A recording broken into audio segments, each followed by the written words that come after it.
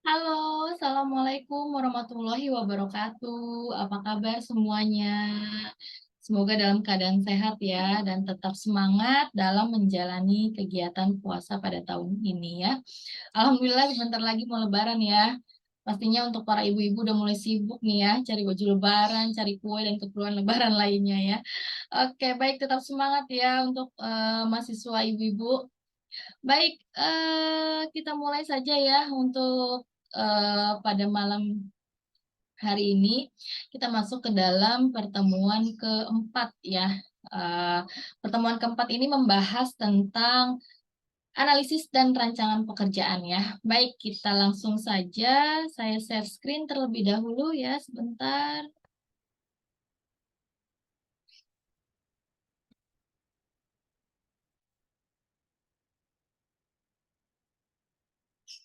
Oke, sudah terlihat ya. Ya, baik. Pada malam hari ini kita membahas mengenai analisa dan rancangan pekerjaan ya. Jadi memang pada sejak awal tahun 1900-an itu pekerjaan sudah mulai dianalisis teman-teman. Jadi kenapa dianalisis? Karena ini merupakan suatu kegiatan rutin pada manajemen SDM ya. Jadi memang sudah mulai dilakukan pembenahan terkait manajemen SDM pada tahun 1900-an yang awalnya adalah melakukan analisis mengenai rancangan pekerjaan. Jadi dengan semakin bertambahnya ilmu pengetahuan terkait dengan MSDM ya, tentunya sudah mulai mengenal yang namanya pengukuran kinerja ya, sebagai based on dalam menganalisis dan merancang pekerjaan. Kemudian sudah mengenal yang namanya standarisasi, kemudian kompensasi dan segala macamnya untuk peningkatan produktivitas prosedur daripada tugas-tugas manajemen SDM ya. Jadi analisis pekerjaan ini memang digunakan untuk pengembangan deskripsi dan fungsi jabatan atau penentuan respon terhadap masing-masing posisi. Jadi kalau teman-teman di kantor ya, pada saat bekerja tentunya menerima yang namanya job desk ya, job description. Nah itu merupakan turunan daripada analisa dan rancangan pekerjaan. Tentunya sebelum job desk itu sampai ke tangan teman-teman, tugas daripada Departemen SDM adalah menganalisa dan merancang pekerjaan daripada posisi suatu karyawan ya.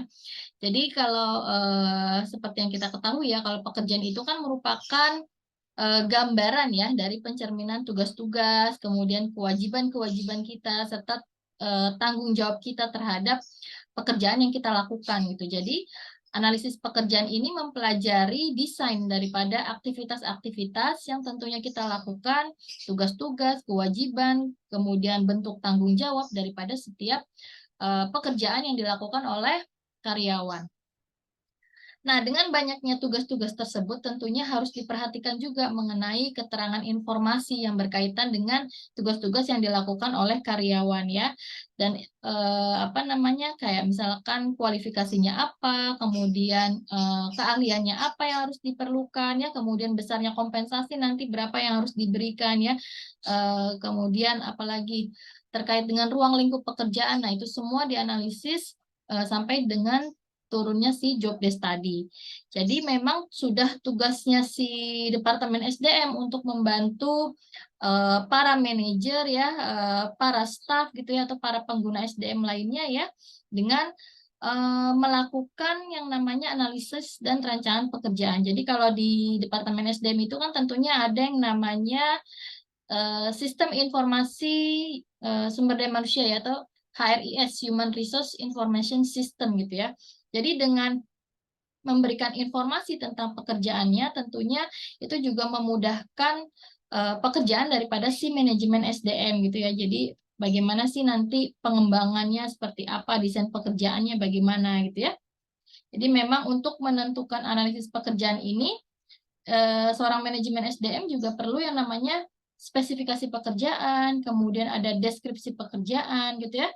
Yang mana spesifikasi dan deskripsi pekerjaan ini berisi tentang uraian daripada si nama pekerjaan yang mau dilakukan gitu ya. Jadi ada jabatannya apa, kemudian tugasnya apa-apa aja, kemudian wewenangnya bagaimana, kemudian apa tuh namanya tanggung jawabnya nanti kepada siapa, penggunaan teknologi yang seperti apa ya. Artinya semua ruang lingkup kegiatan daripada posisi suatu karyawan itu dijelaskan di dalam analisa dan rancangan pekerjaan ya. Nah, di sini ada beberapa pengertian daripada analisa pekerjaan ya. Jadi analisa pekerjaan adalah ilmu pengetahuan yang mempelajari tentang pekerjaan dan proses menentukan persyaratan yang harus disiapkan, termasuk di dalamnya sistematika rekrutmen, evaluasi, dan organisasi. Jadi dengan kata lain, analisa pekerjaan adalah mempelajari, mencari, menentukan gambaran dari aktivitas-aktivitas yang menentukan tugas-tugas, kewajiban, dan tanggung jawab dari setiap pekerjaan.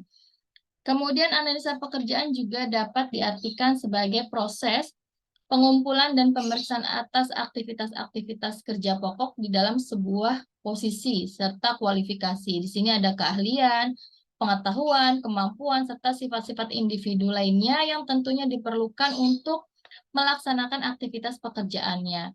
Kemudian analisa pekerjaan menyediakan informasi bagi organisasi yang telah mereka dapatkan dari deskripsi tugas-tugas dan melakukan penilaian pekerjaan, proses menentukan tingkat kesulitan suatu pekerjaan untuk kompensasi.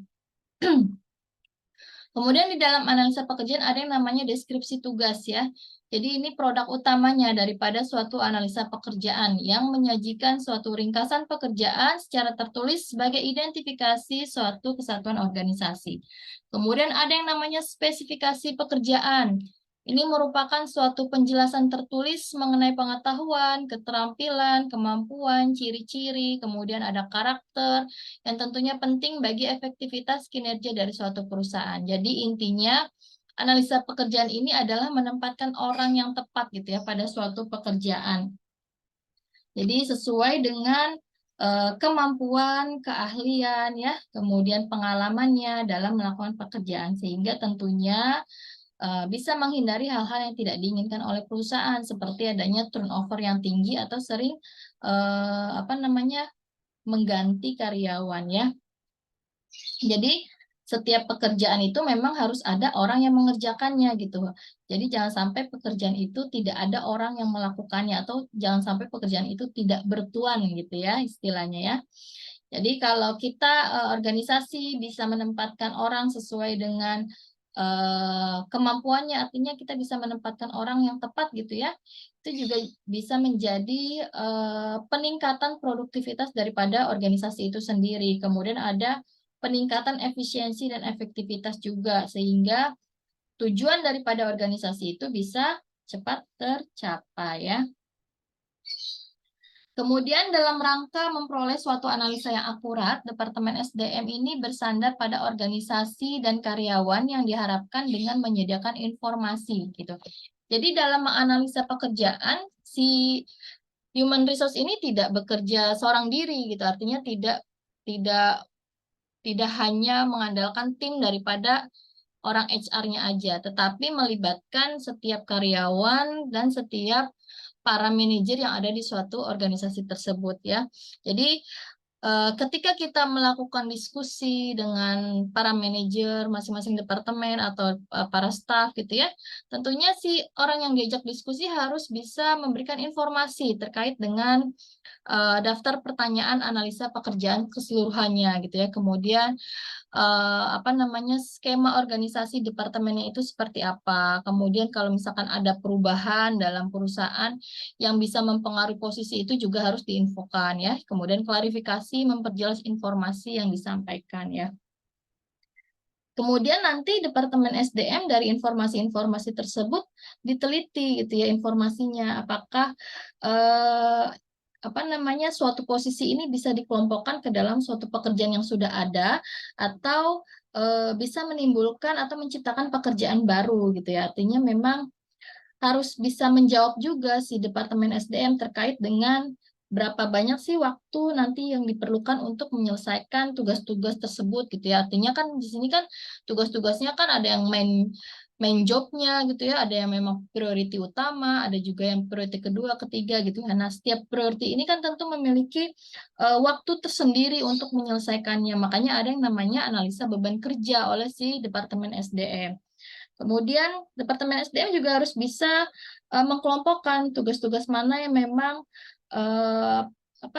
berdasarkan jenis pekerjaannya dan jenis penyelesaian pekerjaannya ya.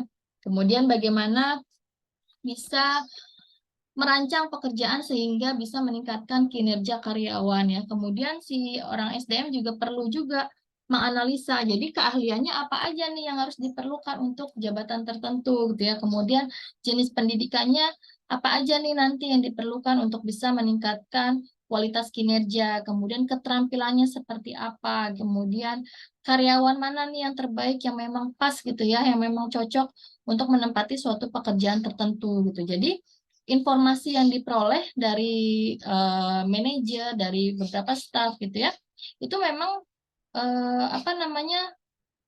harus dianalisa oleh Departemen SDM sehingga ini bisa digunakan sebagai program pengembangannya daripada si SDM itu sendiri.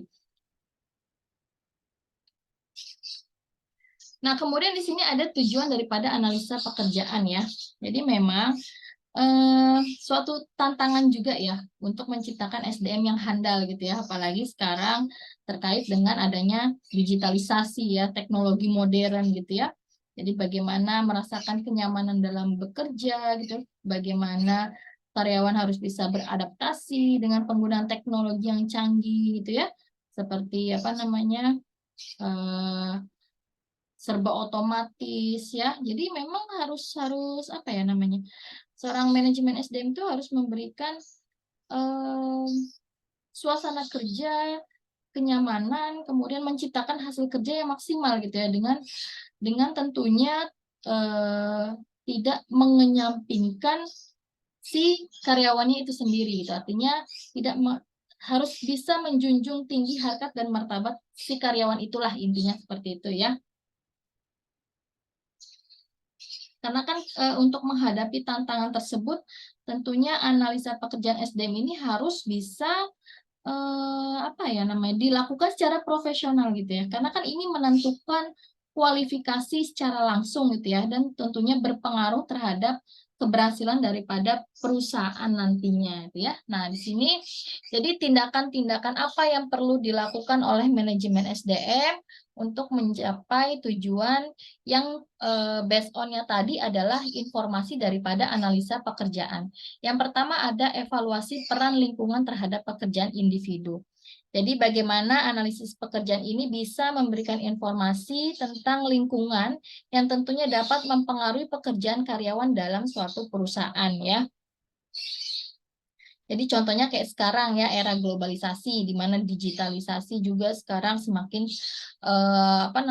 gencar banget gitu ya, serba serba online, serba cepat, serba sistematis dan segala macam pokoknya semuanya teknologi lah gitu ya. Jadi si para panelis pekerjaan ini juga harus bisa mengkaji untuk melihat pengaruh daripada perkembangan teknologi tadi terhadap berbagai pekerjaan dalam perusahaan gitu ya. Jadi jika penggunaan teknologi canggih ini mau digunakan gitu ya, tentunya harus diperhitungkan juga terkait dengan rencana pendidikan dan pelatihan yang harus diberikan kepada karyawan. Jadi karena kan ini karyawan juga perlu beradaptasi kan terhadap teknologi baru gitu ya. Artinya ya seorang manajemen SDM juga harus perlu memikirkan gitu ya, nanti gimana pelatihan dan pengembangannya kepada karyawan gitu ya, agar bisa karyawan tetap bisa mengikuti gitu, untuk tetap bisa beradaptasi terhadap teknologi yang ada sehingga bisa terus memberikan kontribusi kepada perusahaan. Kemudian yang kedua ada kaji kembali kemungkinan ada persyaratan kerja yang usang. Jadi memang ada peremajaan di situ ya, ada penyesuaian eh, misalkan ada ketentuan atau peraturan yang harus direvisi gitu ya untuk mendukung pencapaian sasaran perusahaan gitu ya. Jadi kan memang tidak tidak mungkin kita menggunakan peraturan yang sudah usang gitu ya. Peraturan yang udah tidak berlaku gitu ya. Kayak misalkan contohnya sekarang Undang-Undang Cipta Kerja lah gitu kan. Artinya kan memang ada perubahan gitu dengan Undang-Undang Tenaga Kerja yang dulu gitu ya. Nah, bagaimana perusahaan bisa melakukan penyesuaian terhadap itu gitu ya. Jadi memang tentunya peraturan yang tidak relevan atau yang tidak sesuai lagi juga akan bisa menghambat operasional perusahaan gitu ya. Jadi harus perlu mengkaji kembali apabila ada persyaratan atau peraturan-peraturan yang berkaitan dengan tenaga kerja ya. Kemudian ciptakan peraturan yang dapat menguntungkan semua pihak. Nah, ini ya, ini yang berat ya sebenarnya ya. Jadi memang setiap orang pada dasarnya punya hak untuk mendapatkan pekerjaan dan kompensasi yang layak gitu ya. Demikian juga si perusahaan punya hak untuk bisa mendapatkan hasil yang berkualitas untuk menjamin kelangsungan hidup perusahaan. Jadi harus diperhatikan semuanya kedua belah pihak tanpa ada mengenyampingkan salah satu pihak ya.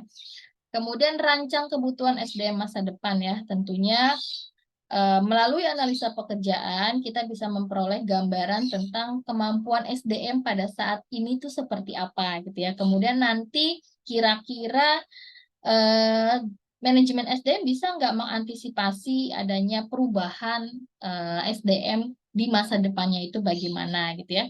Nah, perkiraan terkait akan perubahan, kemudian perkembangan, kemudian prospek daripada si SDM ke depan ini juga perlu diperhatikan juga oleh manajemen SDM ya, karena memang dalam mempersiapkan SDM di masa depan itu memang memerlukan waktu dan biaya yang tidak sedikit gitu ya. Jadi memang betul-betul bisa memperoleh SDM yang berkualitas pada saat yang tepat untuk ketika diperlukan gitu ya. Kemudian sesuaikan antara jumlah pelamar dan pekerjaan yang tersedia ya. Jadi ya makanya di dalam manajemen SDM ada yang namanya tim rekrutmen.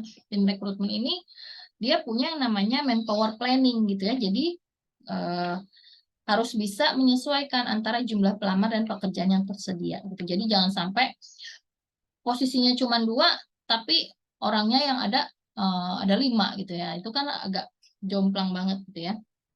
Makanya penting yang namanya manpower planning. Kemudian rancang kebutuhan pelatihan dan pengembangan ya. Ini terkait sama karyawan baru ataupun karyawan yang sudah ada di situ atau sudah berpengalaman gitu ya. Jadi manajemen SDM atau departemen SDM ini perlu yang namanya menyusun program pendidikan dan pelatihan gitu ya. Karena kan pendidikan dan pelatihan tentunya mempunyai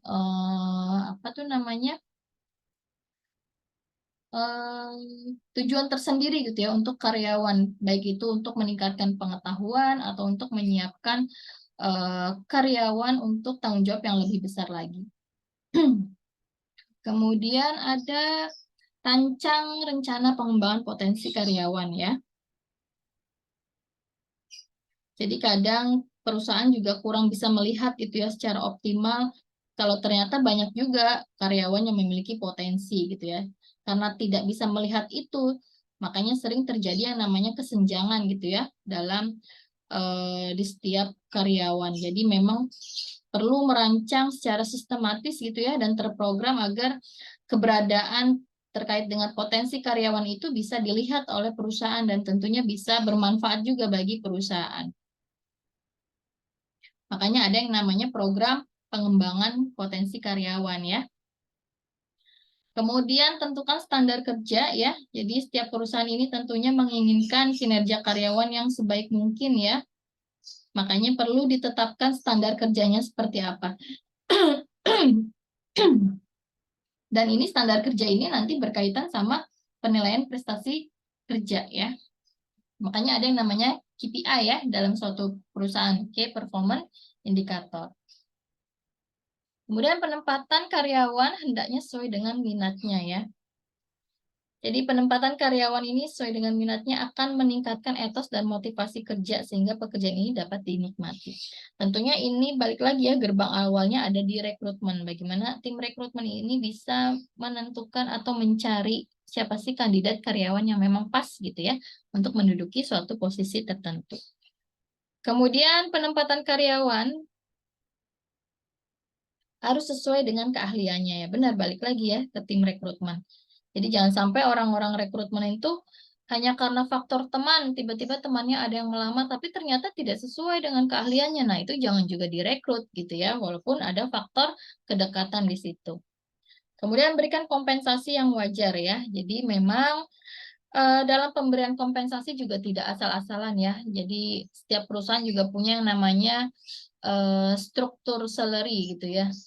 Jadi memang ada tingkatannya di situ. Dan dalam menentukan struktur salary pun tidak asal menentukan kuehnya dibagi satu atau kuehnya dibagi dua, bagi tiga aja gitu, nggak seperti itu. Jadi memang ada based on-nya tersendiri gitu ya. Selain memperhatikan apa namanya aturan daripada pemerintah terkait dengan upah minimum regional ya. Ada lagi juga apa tuh namanya indikator-indikator dalam menentukan struktur salary ya, seperti kayak misalkan level pendidikannya, kemudian resiko jabatan atau resiko pekerjaannya, kemudian lingkup tanggung jawabnya seperti apa, kemudian mungkin ada keahlian yang dimiliki, keterampilannya bagaimana, kemudian pengalaman kerjanya, kemudian kontribusi pada perusahaannya seperti apa gitu ya. Nah, itu ada faktor-faktor atau indikator yang memang menentukan tingkat pemberian kompensasi terhadap karyawan. Sehingga dengan adanya struktur salary tadi bisa diharapkan dapat memberikan perlakuan yang adil gitu kepada karyawan.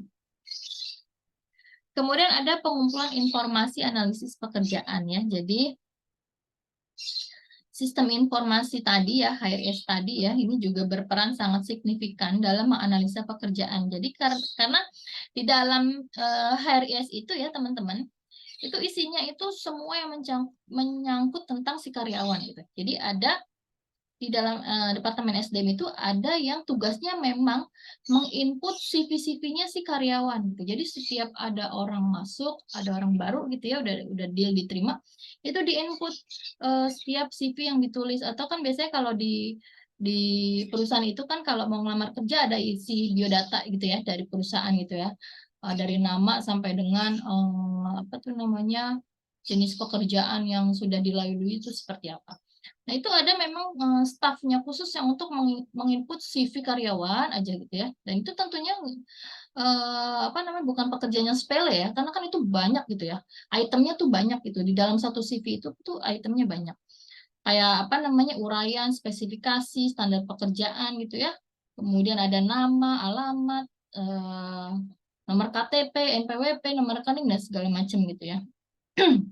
Jadi di dalam sistem HRS itu lengkap di situ apa yang menjadi ruang lingkupnya si karyawan gitu ya. Jadi memang seorang analisis itu ya mendapatkan informasi salah satunya dari situ tadi ya, dari sistem informasi si SDM tadi gitu. Kemudian mengumpulkan informasi tentang semua pekerjaan dalam satu perusahaan, kemudian ciri-ciri pekerjaan untuk melakukan pekerjaan tersebut ya, ciri-ciri pekerjaannya maksudnya ya, ciri-ciri pekerjaannya untuk melakukan pekerjaan tersebut, kemudian identifikasi pekerjaannya, pokoknya segala macam pengumpulan informasi ini menjadi sesuatu hal yang penting untuk menyusun yang namanya analisis pekerjaan gitu ya. Nah, yang pertama ada identifikasi pekerjaan. Jadi memang untuk mengetahui sumber informasi tentang berbagai pekerjaan tertentu ya. Jadi ini langkah peneliti untuk mengetahui sumber informasi dari tentang berbagai pekerjaan tertentu ya. Kayak misalkan kondisi kerja di suatu pertambangan tentunya akan berbeda gitu ya dengan kondisi kerja di bidang pendidikan, di bidang jasa, di bidang perbankan gitu ya. Nah, makanya di dalam pertambangan ada topi helm ya buat keselamatan, kemudian ada apa namanya baju yang tahan api gitu ya, kemudian APD lah gitu, alat pelindung diri yang lengkap gitu ya di dalam pertambangan. Dan tentunya kan itu juga itu tidak berlaku apabila di perusahaan perbankan atau apabila di perusahaan apa pendidikan ya, makanya harus diidentifikasi pekerjaannya. Kemudian penyusunan kuesioner ini untuk mengetahui masalah pekerjaan apa dan departemen mana yang akan dianalisa ya. Jadi ini harus Departemen SDM harus sistematis sih dan memilih-milih setiap informasi yang diperoleh gitu ya. Jadi sebagai apa namanya gambaran juga kira-kira di dalam departemen itu ada masalah apa nih gitu ya. Dan biasanya itu menggunakan kuesioner untuk bertanya kepada setiap departemen terkait dengan kondisi departemen yang kira-kira mau dianalisa gitu ya. Jadi memang sebelum pengumpulan informasi dilakukan, ini harus dijelaskan terlebih dahulu kepada karyawan yang akan melakukan analisa pekerjaan gitu. Karena kan penjelasan ini kan juga penting ya, diperlukan agar informasi yang diperoleh itu lengkap gitu ya. Karena nantinya kan ini digunakan sebagai alat untuk pengambilan keputusan di Departemen SDM-nya. Jadi setiap karyawan, kadang karyawan gini sih, ketika seorang HR melakukan pendekatan gitu ya terhadap karyawan gitu, kadang karyawan juga suka suka tidak lengkap memberikan informasi dan kondisi ruang lingkup pekerjaan yang dilaluinya gitu. Mungkin karena ada tekanan pekerjaan atau mungkin ada tekanan dari atasan dan segala macam. Kadang kan juga atasan itu kan suka memberikan tambahan job desk gitu ya tanpa sepengetahuan Departemen SDM. Nah, itu kan sebenarnya tidak boleh ya. Jadi setiap karyawan perlu memahami betul gitu ya maksud dan tujuan daripada eh, pengumpulan informasi atau analisa pekerjaan yang dilakukan oleh Departemen SDM. Nah, ini adalah tugas daripada tim penyelia ya, maksudnya tim Departemen SDM. Jadi artinya yang melakukan analisa pekerjaan ini tentu ada divisinya ya. SDM itu kan banyak ya, orang HRD itu kan banyak. Nah, ini biasanya divisinya yang mana untuk melakukan tim penyelia gitu. Biasanya ini berkait divisinya, kalau dulu di tempat saya ini ada yang namanya divisinya itu personel admin ya. Jadi tugasnya memang berkaitan sama hal-hal yang administratif daripada karyawan kayak misalkan pembuatan job desk, SOP gitu ya. Kemudian kayak gini nih apa namanya melakukan analisis dan rancangan pekerjaan. Nah, itu biasanya ada tugas divisi daripada personel admin. Nah, di sini tugas daripada tim penyelia dalam hal ini Departemen SDM ya. Ini yang pertama mengidentifikasi pekerjaan yang harus dianalisa. Jadi identifikasi ini tentunya menjadi sesuatu yang penting ya sebelum mengumpulkan informasi. Karena kan ini langkah awal ya untuk kita mengetahui informasi-informasi berikutnya. Di sini ada latar belakang pendidikan, standar gaji, struktur jabatan. Kemudian ada mengembangkan dan mempersiapkan daftar analisa pekerjaan ya. Jadi ini status dan identifikasi, kemudian maksud dan tujuan, pengelompokan penggunaan hasil analisa, kemudian atasan, waktu ya, tugas dan tanggung jawab karakter. Nah, ini lebih kepada pada saat kita sudah mewawancarai kepada orang yang mau kita analisa gitu ya.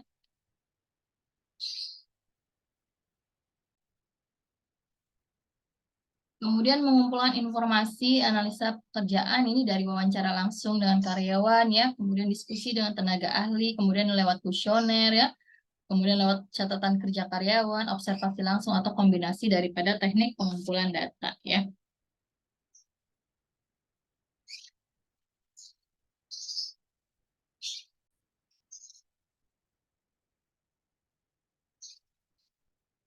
Jadi memang biasanya ada 4 metode ya, metode dasar yang paling sering digunakan gitu ya dalam mengumpulkan informasi terkait dengan analisa pekerjaan. Yang tadi ada observasi ya, kemudian ada wawancara, kemudian ada menggunakan kuesioner ya, kemudian atau juga bisa menggunakan catatan atau buku harian pekerjaan. Cuman ini kayaknya jarang ya kalau catatan buku harian pekerjaan karena tidak semua karyawan itu senang mencatat hal-hal apa sih yang sekiranya berkaitan dengan kegiatan pekerjaannya mereka.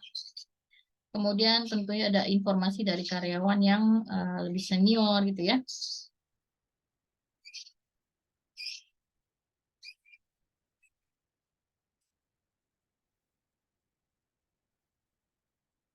Kemudian ada sistem informasi analisa pekerjaan ya. Jadi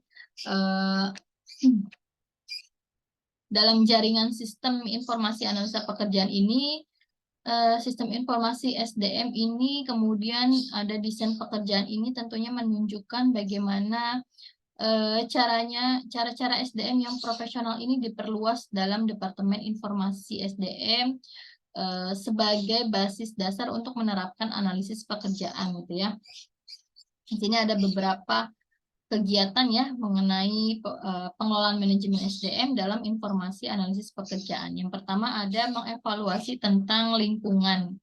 Jadi ini tentunya lingkungan yang bisa mempengaruhi tugas-tugas daripada si individu tadi ya.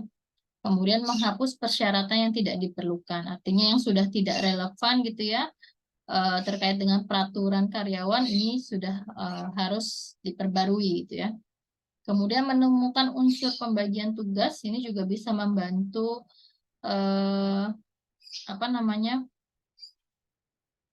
membantu untuk bisa karyawan itu agar tidak bingung gitu loh. Jadi unsur-unsur pembagian tugasnya ada gitu di situ ya.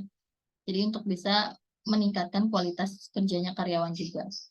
Kemudian merencanakan persyaratan bagi Departemen SDM mendatang ya.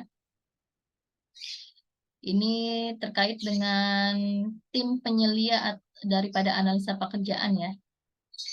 Kemudian ada sebagai penghubung dan kontrol antara pelamar dan pembuka lowongan kerja. Ini berkaitan dengan rekrutmen karyawan ya.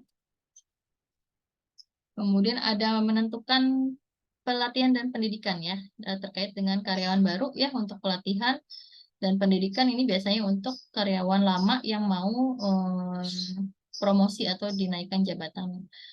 Kemudian menyusun rencana kerja, ini tentunya untuk pengembangan potensi karyawan. Kemudian mengumpulkan bentuk standar kerja ya, SOP ya. Kemudian tempat meningkatkan efektivitas karyawan ya. Jadi dengan kita punya job desk, dengan adanya analisa pekerjaan ya, tentunya bisa meningkatkan efektivitas, keahlian dan keterampilan daripada si karyawan untuk menyelesaikan tugas-tugasnya gitu ya. Kemudian sebagai promosi jabatan ya.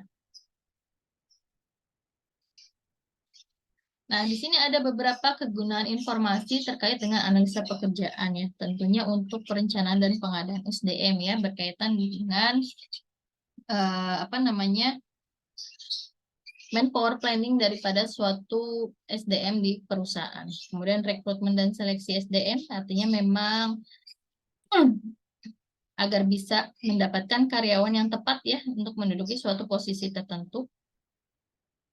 Kemudian untuk orientasi ya, pengenalan karyawan baru, penempatan, pelatihan dan pengembangan.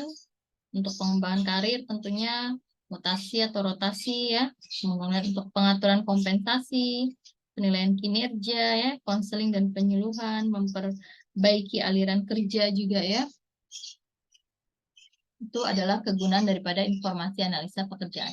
Jadi dengan Departemen SDM analisa pekerjaan, SDM jadi punya segudang informasi gitu terkait dengan si karyawannya. Jadi dalam menentukan job desk-nya sudah tahu ya kan dari analisa pekerjaan tadi. Untuk menentukan nih orang ditempatkan di mana udah tahu juga. Kemudian untuk menentukan nanti sekiranya potensi-potensi apa sih yang dimiliki oleh karyawan gitu ya sehingga nanti bisa menentukan pengembangan karir daripada si karyawan tersebut.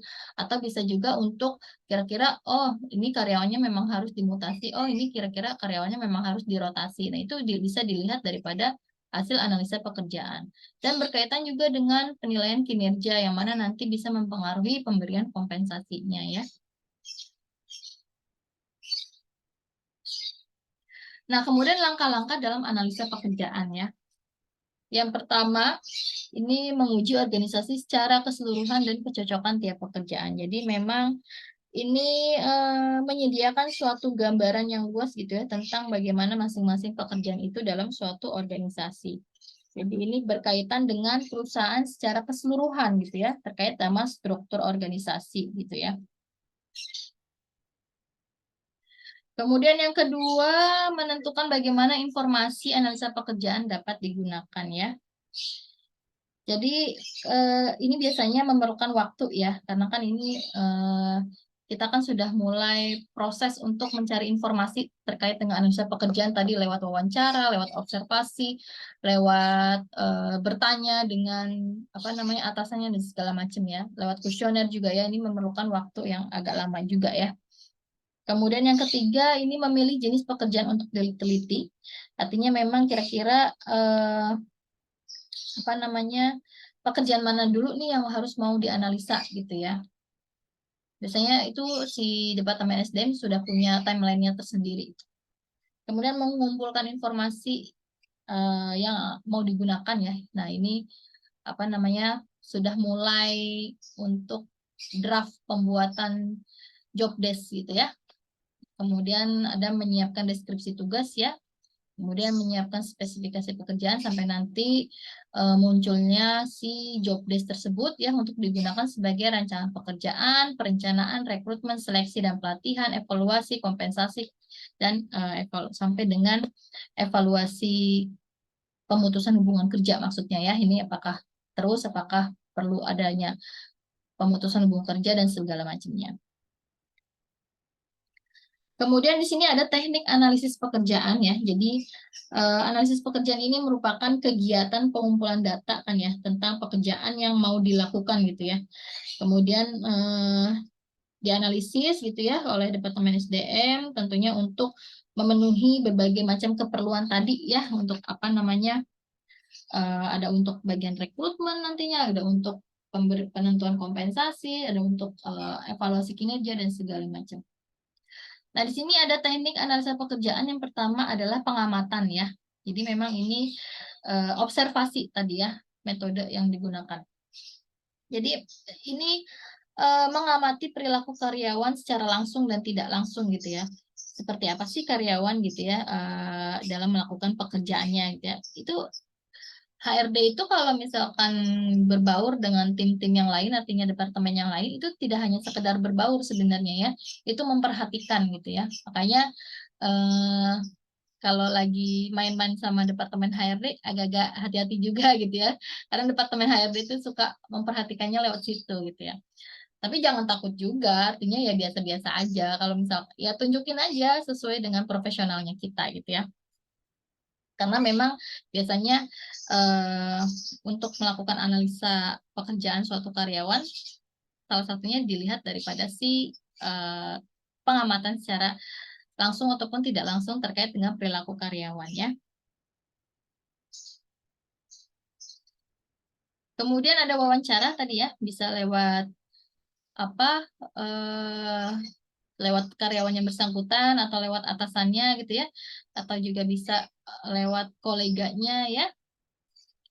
Kemudian pandangan pejabat atau atasan langsung tadi ya. Kemudian daftar pertanyaan ini bisa lewat kuesioner tadi ya, yang dibagikan kepada karyawan ya. Jadi kalau daftar pertanyaan ini kan si karyawan diminta untuk menjawab pertanyaan-pertanyaan yang berkaitan sama tugas dan tanggung jawabnya biasanya ya. Kalau ini kan lebih enak ya, si orang HRD-nya nggak capek gitu ya, ngomong terus gitu ya. Kalau wawancara kan agak capek ya.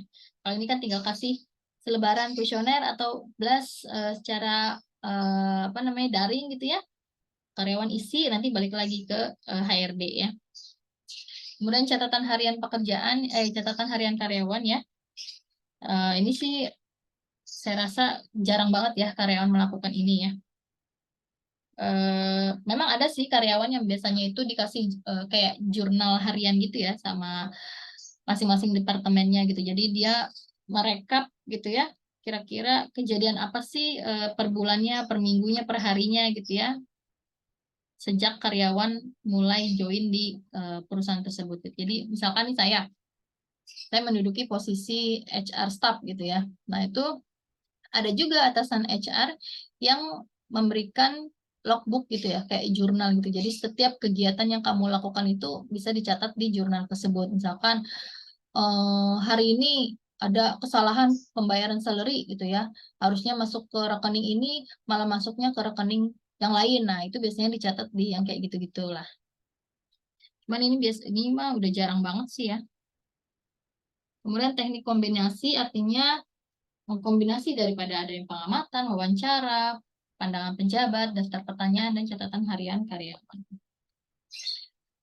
Oke, kemudian kita masuk ke dalam deskripsi dan spesifikasi pekerjaan ya. Jadi ini udah mulai mengkerucut ya, artinya ini udah mulai produk utamanya daripada si analisis pekerjaan. Jadi tadi deskripsi pekerjaan ini adalah hasil analisa pekerjaan sebagai rangkaian kegiatan atau proses menghimpun dan mengolah informasi mengenai pekerjaan ya. Jadi manfaat deskripsi ini adalah untuk menentukan ringkasan deskripsi pekerjaan, situasi dan kondisi kerja dan untuk persetujuan. Persetujuan ini biasanya ada atasannya menyetujuinya gitu ya. Nah, biasanya deskripsi pekerjaan itu berisi tentang apa aja sih? Yang pertama tentu harus ada nama pekerjaannya ya. Jadi nama pekerjaan dan informasi identifikasi lainnya kayak misalkan upah dan klasifikasi kompensasi yang akan diberikan. Kemudian ada ringkasan ya. Nah, ini terkait sama tugas dan tanggung jawabnya seperti apa. Kemudian peralatan ya, peralatan yang digunakan bagaimana, lingkungan ini kondisi kerja ya, lokasi kerjanya bagaimana, kemudian tingkat bahayanya seperti apa, tingkat kebisingannya bagaimana gitu ya. Kemudian aktivitas. Aktivitas ini adalah uraian tugas-tugas pekerjaannya ya, tanggung jawab, kemudian uraian interaksi sosialnya, berhubungan sama siapa aja gitu ya, misalkan sama bank, sama pihak BPJS dan segala macamnya. Itu deskripsi pekerjaannya. Kemudian ada yang namanya spesifikasi pekerjaan. Kalau spesifikasi pekerjaan ini lebih kepada karakteristik atau syarat-syarat kerja yang harus dipenuhi oleh karyawan untuk menduduki suatu posisi tertentu ya. Jadi karakteristik-karakteristik yang harus ada dalam spesifikasi pekerjaan. Yang pertama, kenali semua tugas pekerjaan ya. Kemudian tetapkan tingkat keterampilan, menilai tingkat keterampilan, perhatikan kondisi fisik ya. Kemudian kaitkan keterampilan dengan masing-masing pekerjaan. Makanya kalau pada saat wawancara gitu ya, pada saat interview, kalau misalkan untuk petugas pelayanan restoran gitu, waitress gitu ya, itu biasanya tim rekrutmen pada saat interview itu suka melihat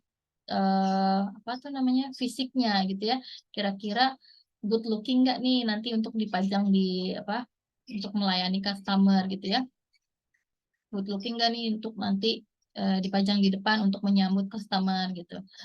Ada hal yang seperti itunya.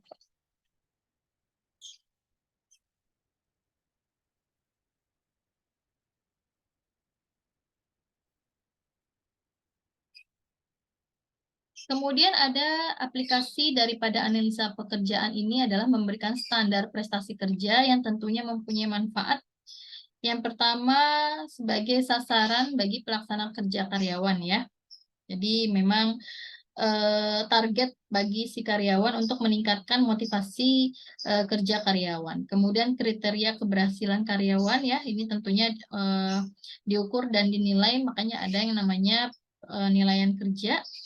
Kemudian sebagai umpan balik bagi karyawan ya, artinya setelah penilaian kerja itu dilakukan, sehingga kita bisa putuskan gitu kan, apakah ini perlu adanya kenaikan salary, apakah adanya penurunan salary, apakah ada mutasi, ada rotasi dan segala macam. Kemudian berkaitan sama penetapan reward dan punishment ya. Kemudian berfungsi juga untuk membedakan antara satu karyawan dengan karyawan lainnya ya.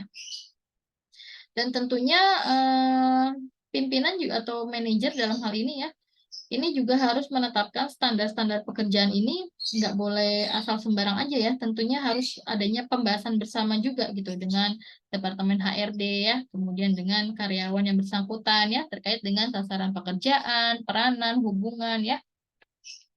Jadi ini bisa menimbulkan komitmen karyawan, kemudian itu bisa menimbulkan semangat kerjanya karyawan, kepuasan serta motivasi daripada si karyawan ya. Makanya standar prestasi kerja ini adalah tolak ukur yang harus digunakan oleh para atasan ya, terkait dengan prestasi daripada seorang karyawan. Jadi bisa dikatakan juga standar kerja ini merupakan kunci gitu ya untuk pengendalian hasil kerja.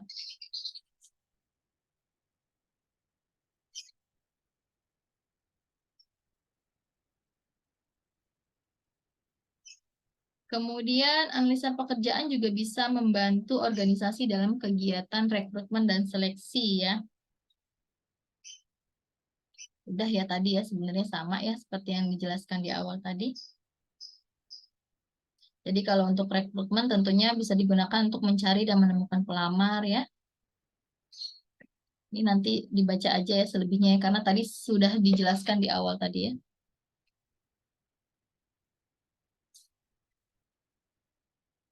Kemudian ada metode baru dalam analisis pekerjaan ya. Oke, sebentar ya. Sebelum saya melanjutkan ke sini, saya mau kasih tahu dulu eh, terkait sama tadi apa tuh namanya spesifikasi pekerjaan sama job description ya. Bentar.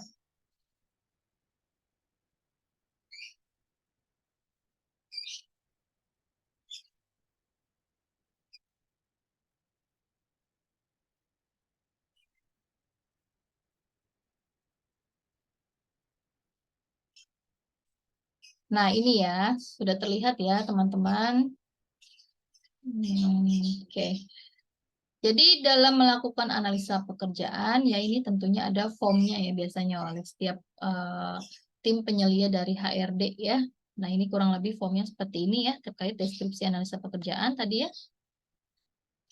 Jadi ada nama jabatannya, nama orangnya, nama jabatannya ya.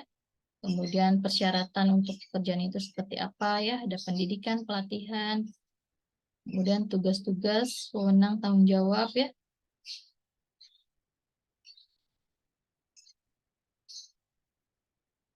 Nah, jadi sebelum jadi job desk, si SDM itu ngisi ini dulu gitu. Departemen HRD itu ngisi ini dulu. Nah, ini ngisinya dari mana? Yaitu tadi dari pengumpulan informasi terhadap karyawan atau para manajer yang mau dianalisa pekerjaannya ya. Kayak tadi ada wawancara, kemudian ada penyebaran kuesioner, ada pengamatan ya. Nah, kemudian setelah ini diisi gitu ya. Nah, ini biasanya manajer yang pekerjaannya mau dianalisa. Misalkan mau menganalisa posisi accounting, nah ini berarti yang tanda tangan manajer accounting. Ini penganalisis bacanya si HRD-nya ya. Nah setelah diisi ini ya, setelah mengisi ini barulah nanti jadi si job desk-nya itu ya. Sini ada nggak ya job desk-nya? Nah ini ya. Nah ini. Jadi job desk ini turunan daripada si deskripsi analisis pekerjaan tadi ya.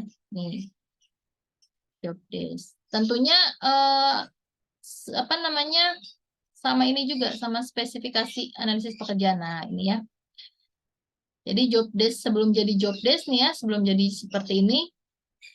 Ini formatnya beda-beda ya setiap perusahaan ya, tergantung dia punya apa ketentuannya tersendiri. Cuman secara umumnya harus ada di dalam job desk itu ada uraian pekerjaan, kemudian garis pelaporan, tanggung jawab, kemudian main jobnya seperti apa ya, kegiatan utamanya ya. Kemudian atasan langsung, persyaratan, dan lain-lain. Oke ya, balik lagi tadi, ini namanya job description ya, yang mana ini uraian pekerjaan terhadap suatu posisi ya. Ini nama karyawannya ya, ini ikhtisar pekerjaan, artinya ini resume pekerjaan yang dilakukan itu seperti apa ya. Kemudian ini garis pelaporan ya, artinya atasan langsungnya siapa. Kemudian tanggung jawab supervisinya seperti apa. Hubungan kerjanya ini apa namanya hubungan kerja dengan pihak mana-mana saja ya. Misalkan kalau saya HRD ya kan, berarti kan kalau HRD hubungan kerjanya sama bank, sama BPJS biasanya, kemudian sama dinas tenaga kerja gitu ya. Kemudian nih main jobnya apa, kegiatan utamanya ya dari posisi dari suatu posisi tertentu ya.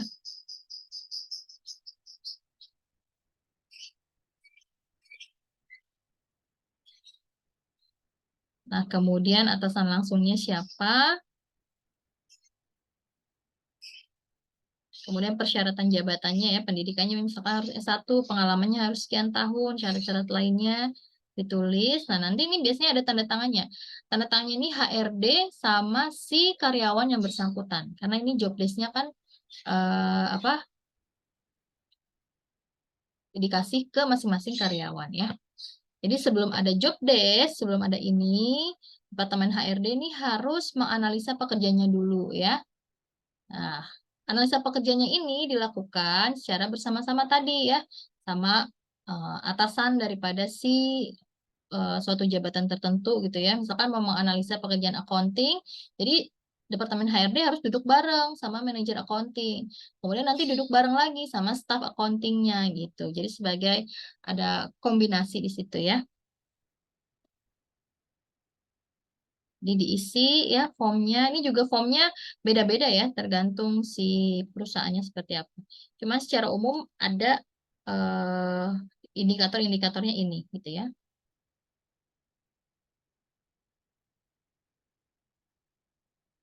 Ini ya. Oke, kemudian barulah spesifikasi pekerjaan. Nah, is,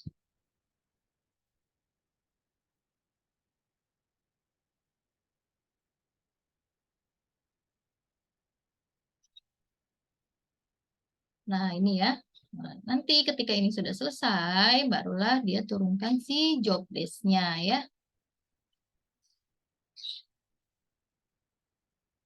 Oke, paham ya, jelas ya. Karena nanti tugasnya adalah kalian membuat ini ya, membuat job desk.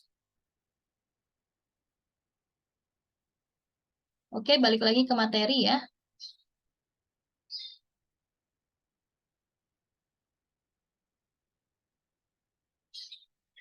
Oke, jadi ada metode baru dalam analisa pekerjaan ya. Di sini ada metode peristiwa genting ya.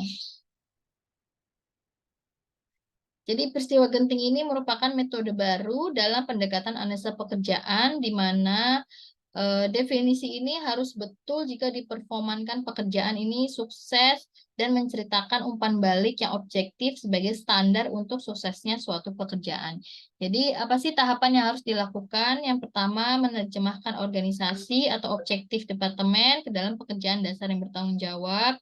Kemudian memberikan definisi tentang aktivitas keadaan genting dan mendahulukan prioritas untuk mensukseskan pekerjaan.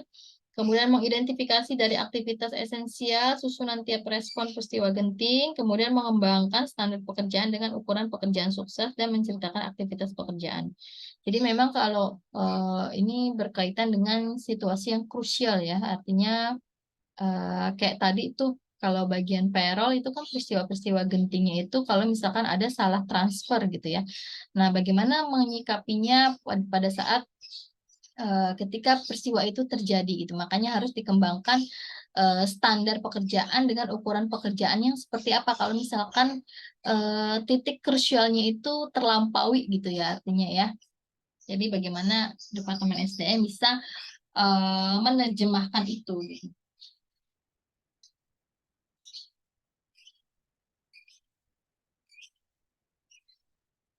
Kemudian ada metode skala penilaian ya. Ini skala penilaian tingkah laku ya terkait dengan bagaimana treatment daripada setiap masing-masing karyawan ya.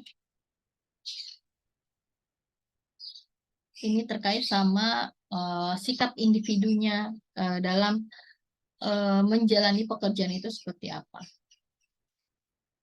Ini tahapan yang dilakukan memproses lebih konsisten, membantu mengidentifikasi tingkah laku untuk keputusan seleksi, profit objektif tingkah laku, konsisten pada program kompetisi.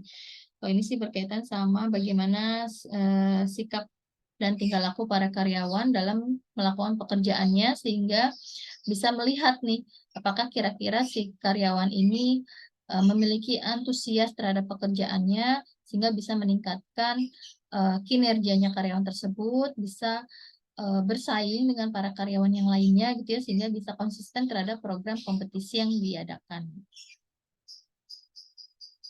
Kemudian ada analisa posisi daftar pertanyaan ya. Ini sih biasanya membuat format ya, kayak apa namanya kayak tadi kuesioner ya.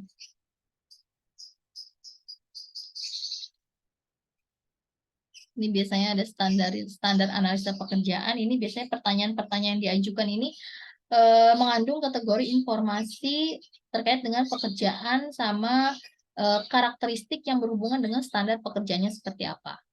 Kemudian ada perencanaan karir juga di analisa posisi daftar pertanyaan. Ini perencanaan karir ini sebenarnya berkaitan sama ini gini. Kayak misalkan ada hasrat bekerja gitu ya. Jadi hasrat bekerja tiap individu kan berbeda-beda gitu ya. Tergantung daripada minat dan niat dalam melihat pekerjaan yang dikerjakan gitu. Ketika individu tersebut semakin besar minatnya gitu ya, semakin antusias terhadap pekerjaannya gitu ya, otomatis kan semakin besar juga peluangnya dia untuk perencanaan karirnya dia gitu. Artinya ada semakin besar juga peluangnya dia untuk mencapai promosi jabatan gitu. Nah, itu perencanaan karir itu terkait sama promosi jabatan. Artinya setiap karyawan merencanakan karirnya itu setiap tahunnya itu seperti apa. Apakah dalam 2 tahun ini posisinya staff terus, kemudian nanti saya mau di tahun yang ketiga posisinya sudah naik menjadi supervisor. Nah, itu berkaitan sama perencanaan karir ya. Kemudian ada yang namanya the high system ya. Kalau ini sih lebih kepada apa tuh namanya eh, pendekatan dalam pengevaluasi dan kompensasi pekerjaan ya. Jadi di sini biasanya ada 3 ya terkait dengan indikator daripada high system ya. Lebih kepada keingintahuan pekerja terhadap suatu pekerjaannya gitu ya. Nah, kemudian ada hubungan analisis pekerjaan dengan SDM-nya. Jadi, hubungan analisis pekerjaan dengan SDM tentunya ini eh, salah satu cara perusahaan untuk bisa mewujudkan eksistensinya untuk mencapai tujuan daripada pengennya tuh perusahaan punya karyawan yang mampu secara efektif dan efisien menjalankan setiap indikator-indikator yang nantinya bisa mencapai tujuan daripada perusahaan gitulah intinya ya. Jadi pengennya perusahaan punya karyawan yang memang kualitas daripada karyawannya itu ada gitu untuk mewujudkan tujuan si organisasi ya. Jadi memang diperlukan yang namanya perencanaan SDM tadi ya. Bagaimana sih potensi daripada SDM itu nantinya, bagaimana sih nanti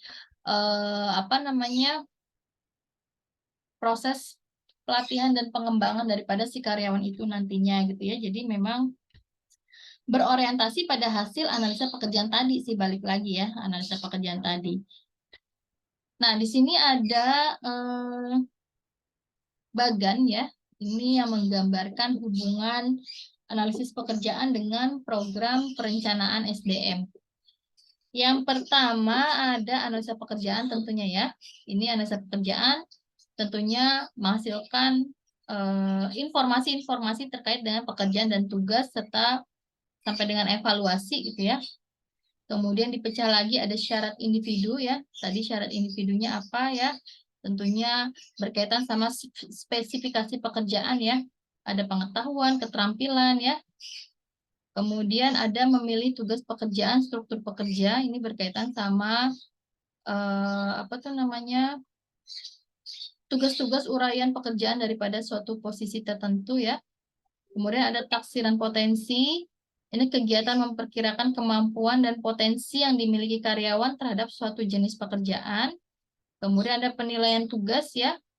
Ini berkaitan sama performance appraisal ya, penilaian prestasi kerja sampai dengan evaluasi pekerjaan ya. Ini berkaitan sama kompensasi. Jadi evaluasi pekerjaan based on-nya dari si penilaian pekerjaan gitu kan. Apakah perlu di-up, apakah perlu memang harus di demosi, dirotasi, dimutasi dan segala macamnya. Makanya berkaitan sama pemberian kompensasinya ya. Kemudian, nah ini ya, tadi kalau syarat individu, tadi balik lagi ke atas dulu ya, syarat individu ini.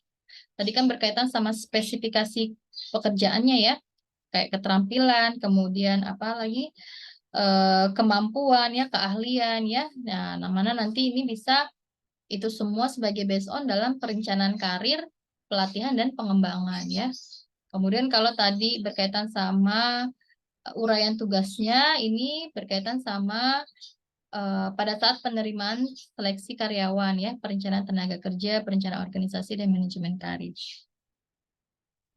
Nah, itu ya terkait hubungan antara analisa pekerjaan dengan perencanaan SDM ya.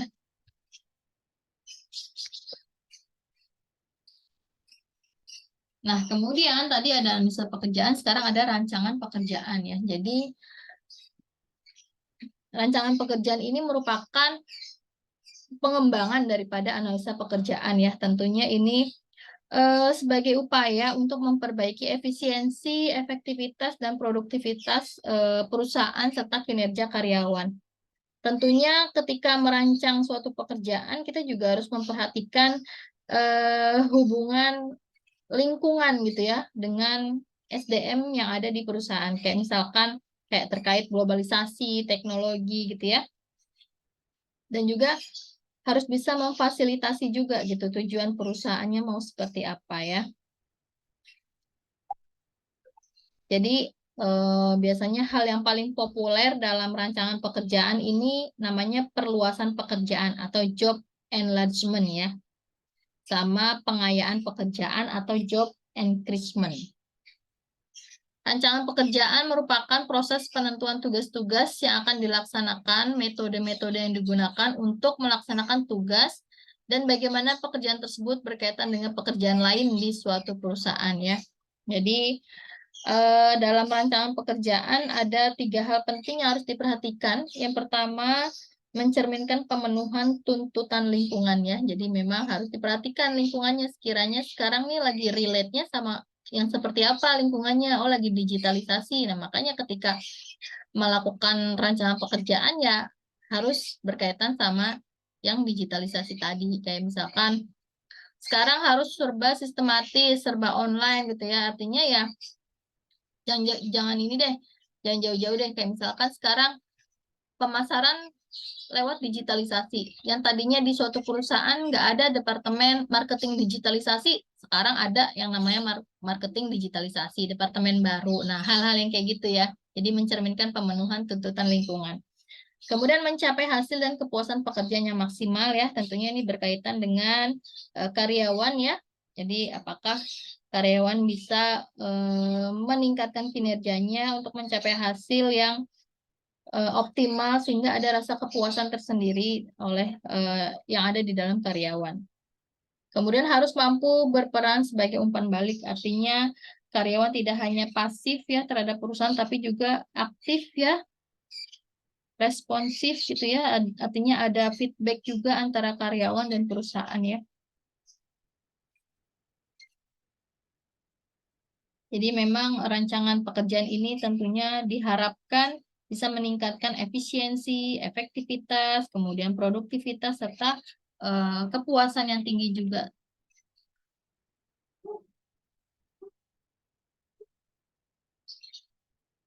Nah, di sini ada kerangka rancangan pekerjaan ya. Jadi kerangka rancangan pekerjaan ini berkaitan sama input dan output ya. Jadi perancangan suatu pekerjaan ini sebenarnya mencerminkan elemen organisasi ya, lingkungan, kemudian dan tingkah laku daripada si SDM ya. Jadi memang orang yang ahli dalam merancang pekerjaan ini jadinya mengambil indikator tadi tuh, indikator si elemen organisasi, indikator lingkungan, dan indikator tingkah laku gitu ya. Nah, yang pertama ada unsur organisasi tadi, indikator organisasi ya. Ini biasanya berkaitan sama masalah efisiensi organisasi.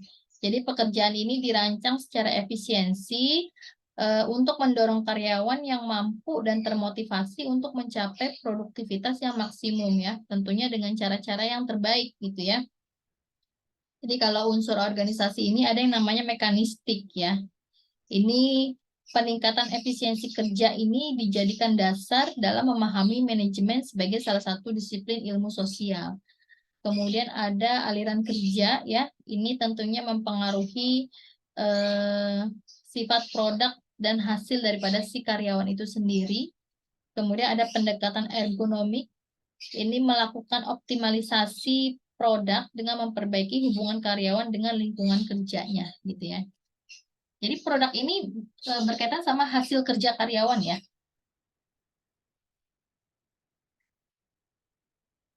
Kemudian ada lagi unsur lingkungan ya. Jadi indikator kedua dalam rancangan pekerjaan tadi dilihat dari hubungan lingkungan ya, seperti apa gitu ya. Kayak misalkan bagaimana lingkungan bisa memberikan meningkatkan potensi daripada si karyawan itu sendiri ya. Biasanya kalau lingkungan ini berkaitan sama kondisi lingkungan ya, harapan sosial, kemudian kemampuan dan ketersediaan tentang potensi karyawan yang potensial. Kemudian ada unsur perilaku ya. Unsur perilaku ini apa sih? Melekat erat gitu ya di dalam karyawan gitu, karena kan segala tingkah laku karyawannya kan bersumber dari dalam dirinya gitu, dalam melihat atau dalam melakukan pekerjaan.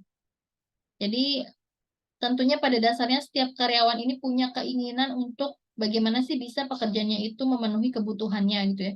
Bagaimana sih bisa saya mendapatkan kepuasan daripada pekerjaan yang sudah saya lakukan gitu. Makanya pada unsur perilaku ini ada beberapa indikator lagi terkait dengan si tingkah laku si karyawan tadi. Yang pertama ada otonomi.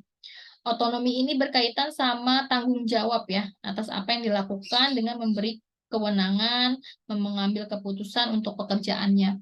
Kemudian ada variasi. Variasi ini terkait dengan penggunaan dari keterampilan dan kemampuan daripada si SDM. Tentunya keterampilan dan kemampuan SDM ini berbeda-beda ya. Ada yang menimbulkan kebosanan gitu ya, ada yang menimbulkan antusias gitu ya, terkait sama keterampilan tadi. Kemudian ada identitas ya.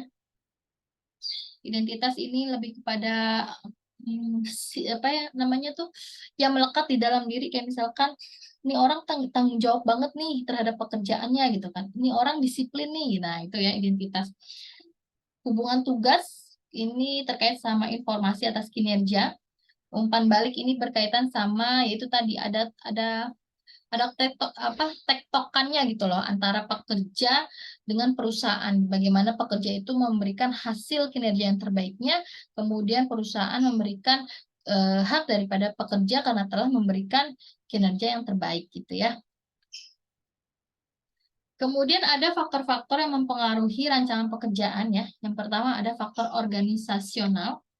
Jadi kalau faktor organisasional ini berkaitan sama pemilihan struktur organisasi, kemudian pola tanggung jawab, wewenang tugas, prasarana kerja, dan tradisi perusahaan. Kemudian ada faktor lingkungan. Ini juga mempengaruhi rancangan pekerjaan ya. Jadi tentunya kita harus bisa melihat kondisi lingkungannya seperti apa. Harus up to date lah intinya terhadap lingkungan yang sedang berkembang gitu ya. Kemudian faktor perilaku ya, ini berkaitan sama tingkah laku daripada SDM itu sendiri. Kemudian ada variasi tugas ya. Jadi variasi tugas ini kayak rotasi ini ya. Kalau di dalam departemen itu kan suka dipindah-pindah tuh ya tugasnya, kayak misalkan dalam HRD yang tadinya ngerjain rekrutmen gitu kan. Terus dipindah misalkan tahun besok dipindah posisinya ngerjain tim training gitu ya, bagian training gitu, atau enggak ngerjain yang personel admin gitu. Nah, itu variasi tugas namanya untuk menghindari kebosanan ya. Kemudian di sini ada teknik rancang ulang pekerjaan ya. Jadi ini berkaitan sama pendekatan rancangan pekerjaan ya. Jadi kalau misalkan ini sebenarnya ini sama kayak tadi apa tuh namanya variasi tugas ya. Ada hubungannya juga nih. Jadi kadang kan kita berpikir gitu ya sebagai manajer atau sebagai atasan, kira-kira pekerjaan yang dilakukan oleh staf saya ini terlalu rumit atau terlalu mudah atau bagaimana sih gitu ya. Kadang kan karena bisa dilihat dari hasil penilaian kinerja juga ya. Nah, makanya kalau misalkan sekiranya ada yang perlu dirubah gitu ya terhadap pekerjaan, makanya diperlukan yang namanya teknik rancang ulang pekerjaan.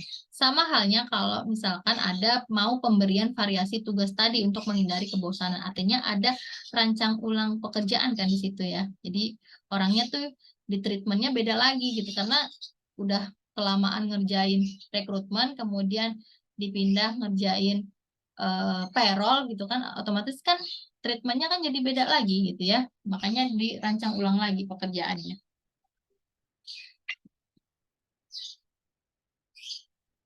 Yang pendekatan rancangan pekerjaan ini ada dua. Yang pertama ada teknik-teknik rancangan individu, ada teknik rancangan kelompok ya.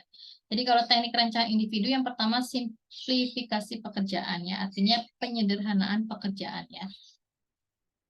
Jadi kalau misalkan di dalam satu apa namanya divisi gitu ya, di dalam satu divisi misalkan dilihat hasil penilaian kinerjanya gitu, ternyata ini hasilnya kurang bagus gitu ya. Nah, jadi mungkin pekerjaannya terlalu rumit gitu ya, makanya harus disederhanakan gitu ya. Jadi pekerjaannya bisa dibagi-bagi ke dalam tugas-tugas yang sederhana dan bisa secara kontinu gitu, diulang-ulang gitu ya. Kemudian ada rotasi pekerjaan. Jadi ini merotasi dari satu pekerjaan lain di dalam sebuah perusahaan kayak tadi ya, variasi tugas yang sudah saya jelaskan tadi. Kemudian ada perluasan pekerjaan ya.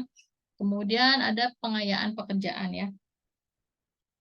Kemudian kalau untuk teknik rancangan kelompok ada tim-tim kerja, ada kelompok-kelompok kerja otonom ya, ada lingkaran mutu. Jadi kalau tim-tim kerja ini berkaitan sama kayak misalkan ada proyek besar gitu ya. Nah, ini kan harus diselesaikan oleh sebuah kelompok gitu ya atas penentuan proyek tersebut. Kemudian kelompok-kelompok kerja otonom ini tim-tim kerja diberikan tujuan yang akan dicapai dan kendali atas pencapaiannya. Jadi kayak misalkan berkaitan sama masih ada hubungannya dengan tim-tim kerja sih dalam penyelesaian proyek pekerjaan. Kemudian lingkaran mutu ini berkaitan sama sekelompok karyawan dan penyelia ini bertemu secara rutin untuk membahas masalah-masalah yang berkaitan dengan pekerjaan serta mencari solusinya seperti apa gitu ya.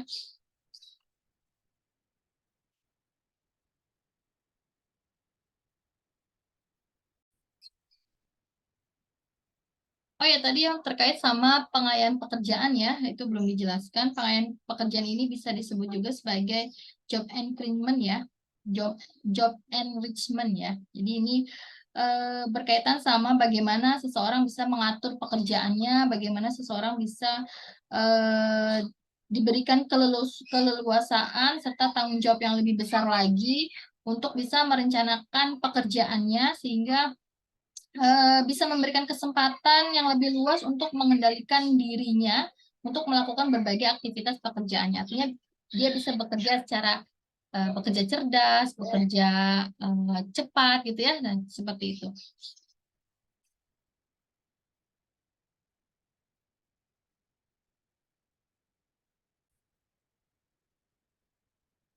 Ya, baik itu ya terkait sama teknik rancang ulang pekerjaan ya. Oke, untuk materi pada malam hari ini terkait dengan analisis pekerjaan dan rancangan pekerjaan mungkin cukup ya untuk pembahasannya. Nanti untuk tugasnya kalian akan membuat job desk ya. Sebelum membuat job desk kalian juga membuat yang namanya tadi deskripsi analisa pekerjaan dan spesifikasi pekerjaan. Untuk posisinya seperti apa nanti akan saya jelaskan di dalam e-learning ya. Jadi gini, tugasnya misalkan ya, kalian diminta membuat job desk accounting. Nah, untuk mendapatkan informasi terkait dengan si accounting, kalian kan harus mewawancarai si posisi accounting ya kan. Nah, jadi kalian juga bisa mewawancarai rekan kerja kalian di kantor gitu ya, yang memiliki posisi accounting tadi gitu. Jadi di situ nanti saya akan kasih beberapa macam posisi ya. Nah, kalian pilih salah satunya atau salah duanya gitu ya. Bisa satu, bisa dua, nanti lihat instruksi saya seperti apa di dalam e-learning gitu ya. Jadi nanti saya ulangi lagi, tugasnya adalah jadi kita pada hari ini tidak melakukan eh, diskusi atau forum ya, tapi saya hanya kasih tugas aja di dalam e-learning nantinya ya. Jadi pembuatan job desk, yang mana pembuatan job desk ini dilakukan menurut hasil daripada deskripsi analisa pekerjaan dan spesifikasi pekerjaan. Jadi job desk-nya itu posisinya untuk apa-apa aja, nanti akan saya kasih beberapa posisi yang biasa ada di suatu perusahaan. Nah, kalian pilih satu atau dua posisi yang nanti mau dianalisa pekerjaannya ya. Nah, nanti formnya itu bisa menggunakan form yang dari saya atau bisa menggunakan form yang ada di perusahaan kalian ya. Kalau misalkan di perusahaan kalian formnya tidak sedetail yang dari saya, kalian bisa pakai form yang ada dari saya ya, gitu ya. Baik, terima kasih teman-teman semua untuk waktunya dalam mendengarkan pemaparan materi pada malam hari ini. Semoga apa yang saya berikan bisa dipahami dengan baik dan menambah wawasan atau pengetahuan daripada teman-teman semua terkait dengan manajemen sumber daya manusia, khususnya berkaitan sama analisis pekerjaan dan rancangan pekerjaan ya. Selamat melanjutkan aktivitas berikutnya. Selamat menjalankan ibadah puasa ya. Mohon maaf apabila ada suara-suara yang bising atau suara-suara yang mengganggu ya. Sekali lagi saya ucapkan terima kasih. Selamat malam. Assalamualaikum warahmatullahi wabarakatuh.